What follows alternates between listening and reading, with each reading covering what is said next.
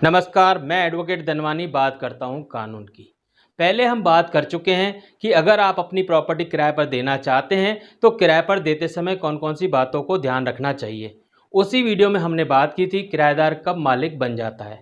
अगर आपने वह वीडियो नहीं देखा हो तो आई बटन पर क्लिक करके वह वीडियो भी आप देख सकते हैं।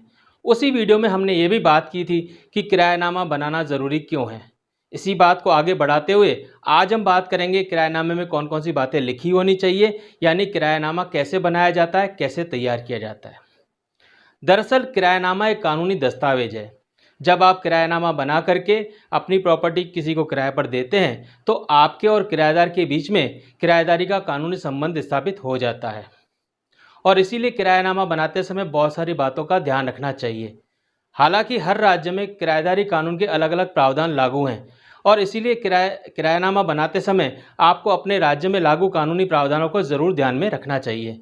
फिर भी बहुत सारी बातें हैं जो किराएनामे में लिखा जाना बहुत ज़रूरी है, जो मैं आज आपको बताने जा रहा हूँ। किराएनामा बनाए जाने से पहले किराएदार का पुलिस वेरिफिकेशन कराना बहुत ही ज़रूरी है। किराएनामा निर्धारित राशि के नॉन जुडिशियल स्टैंप पर तैयार कराया जाना चाहिए।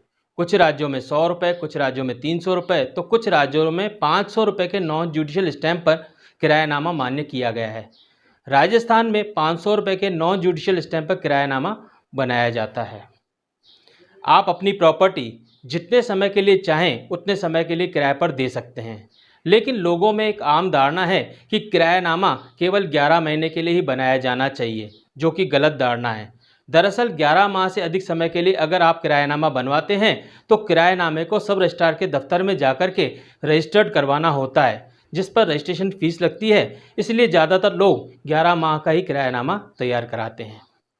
किराएनामे में मकान मालिक और किराएदार दोनों का पूरा नाम, पिता का नाम और पूरा पता होना चाहिए। किराएदार का पता वही हो जो उसका पहले से ही पहचान पत्र में मौजूद हो। जिस परिसर को आप किराए पर दे रहे हैं उसका पूरा विवरण किराएनामे में होना चाहिए। अगर परिसर का कुछ हिस्सा ही आप किराएदार को किराए पर दे रहे हैं तो कौन सा हिस्सा आप किराए पर दे रहे हैं, कौन सा कमरा किराए पर दे रहे हैं, कौन सा कॉमन पैसेज किराएदार द्वारा काम में लिया जाएगा, किराएनामे में साफ साफ लिखा होना चाहिए। अगर फर्नीचर सहित प्रॉपर्टी किराए पर दे रहे हैं तो फर्नीचर का पूरा विवरण भी आपके किराएनामे में होना चाहिए। संभव हो तो फर्नीचर के फोटोग्राफ को किराएनामे का भाग बनाएं और फोटोग्राफ पे किराएदार के हस्ताक्षर जरूर करवाएं। किराएनामे में किराएदारी कौन सी तारीख से शुरू होगी, कौन सी तारीख को ख़त्म होगी, कितना किराया होगा और प्रतिमाह किराएदार को कितना किराया आपको देना होगा, ये स्पष्ट लिखा हुआ होना चाहिए। अगर 1 वर्ष से अधिक समय के लिए किराए पर दे रहे हैं तो प्रतिवर्ष किराएदार द्वारा कितना किराया आपको बढ़ाकर दिया जाएगा, यह भी साफ साफ लिखा होना चाहिए।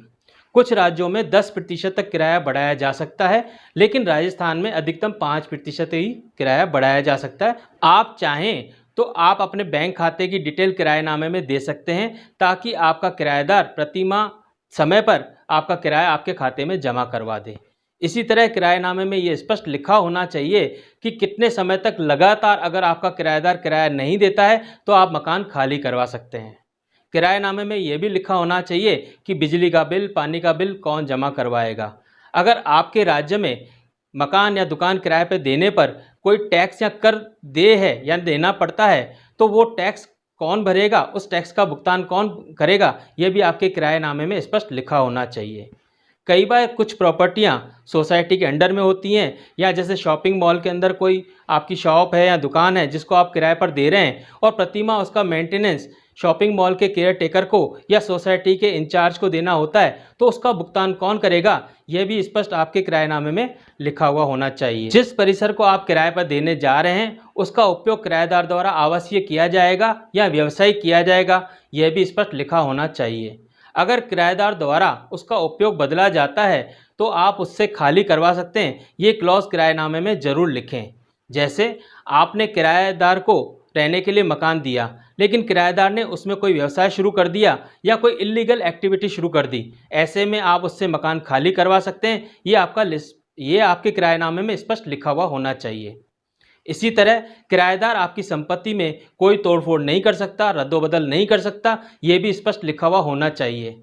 अगर बहुत ही ज़्यादा रद्दोबदल की ज़रूरत है या तोड़फोड़ की ज़रूरत है तो आपकी अनुमति और सहमति के बिना किराएदार तोड़फोड़ नहीं कर सकता, ये भी आप उसमें स्पष्ट लिख लें। किराया परिसर का रंग रोगन प्रतिवर्ष कौन करवाएगा, मेंटेनेंस कौन करेगा, यह भी स्पष्ट लिखा हुआ होना चाहिए। आपका किराएदार किसी दूसरे व्यक्ति को आपके किराया परिसर में किराएदार नहीं रख सकता, यानी सबलेट नहीं कर सकता, यह भी स्पष्ट लिखा हुआ होना चाहिए। अगर आप किराएदार से कोई सिक्योरिटी डिपॉजिट ले रहे हैं तो किराएनामे में उसका हवाला ज़रूर दें। साथ में ये ज़रूर लिखें कि जब सिक्योरिटी डिपॉजिट किराएदार को लौटाई जाएगी उसके साथ मकान मालिक द्वारा कोई भी इंटरेस्ट जोड़कर नहीं दिया जाएगा। इसी तरह अगर निर्धारित समय से पहले किराएदार अपना मकान या प्रॉपर्टी खाली करना चाहता है तो आपको कम से कम 2 माह पहले नोटिस दें। इसी तरह अगर आप समय से पहले किराएदार से संपत्ति खाली कराना चाहते हैं तो कितने समय पहले किराएदार को नोटिस देना होगा, यह भी साफ साफ आपके किराएनामे में लिखा हुआ होना चाहिए। सब लिख करके जब आपका किराएनामा तैयार हो जाता है तो किराएनामे के हर एक पृष्ठ पर किराएदार और मकान मालिक दोनों के साइन होने चाहिए और 2 गवाहों के हस्ताक्षर भी जरूर करवाइए। अगर 11 महीने के लिए किराए पर दे रहे हैं तो नोटरी से तस्दीक जरूर करवाइए। अगर 11 माह से अधिक समय के लिए किराए पर दे रहे हैं तो सब रजिस्ट्रार के दफ्तर में जाकर के किराएनामे को रजिस्टर जरूर करवाना चाहिए। अगर आप राजस्थान में रहते हैं और कोई संपत्ति किराए पर देना चाहते हैं तो आप किराएनामा नोटरी और सब रजिस्ट्रार के अलावा कोर्ट में जाकर के भी रजिस्टर्ड करवा सकते हैं। किराएदारी कानून जो राजस्थान में लागू है उसके अनुसार किराया अधिकरण में जाकर के आप अपने किराएनामे को रजिस्टर्ड करवा सकते हैं। जैसे ही आप किराएनामा रजिस्टर कराते हैं तो कोर्ट आपको कब्जा प्रमाण पत्र पहले से ही जारी कर देता है। इसका मतलब जब निर्धारित समय आता है यानी किराएदारी समाप्त होने का समय आता है तो आप कोर्ट में अर्जी लगा सकते हैं और कोर्ट सीधे ही आपको संपत्ति का कब्जा खाली करवा करके दिला सकता है। आज के इस वीडियो में मैंने आपको किराएनामे के बारे में अधिकतम जानकारी दे दी है। इसके अलावा भी अगर आपकी कोई क्वेरी हो तो कमेंट बॉक्स में पूछ सकते हैं। आज के लिए इतना ही, धन्यवाद।